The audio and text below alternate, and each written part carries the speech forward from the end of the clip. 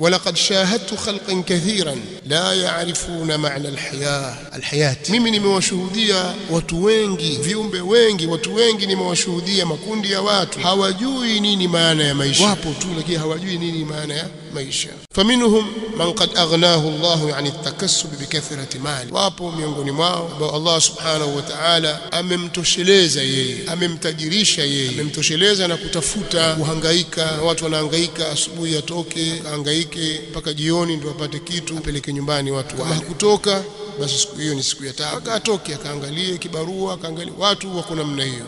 Sasa huyu Allah subhanahu wa ta'ala amemtosheleza na hilo. Huyu mpaka atoke ende kibaruani, akifika pale asaini kwamba kahudhuria kuwepo, na wakati wa kutoka atasaini kwamba toka. Siku hizi wanabonyeza tu pap, unaonyesha kwamba umeingia saa ngapi, button, muda ukiinga muone mudiri, muone mkurugenzi, kamuone manager, umechelewa, na uruhusi kutoka kabla ya wakati. Hata ukiwa na jambo kubwa la dharura, basi lazima ukaombe ruhusa, kamuombe ruhusa mtu fulani. Huwezi kuondoka hivi, alafu tutaangalia jambo lako. Nataka kwenda kumsalimia mzazi, wasubiri, andika barua, tutakujibu kwamba yeye anatumikia watu, sio? Sasa kuna watu wanaishi namna hiyo, lakini kuna watu Allah amewatosheleza na hilo, maisha yao yako huru. Allah amewatosheleza na kuhangaika kutumikia watu. Qad aghnahu Allah عن التكسب بكثرة ماله, kwa sababu ya wingi wa mali yake.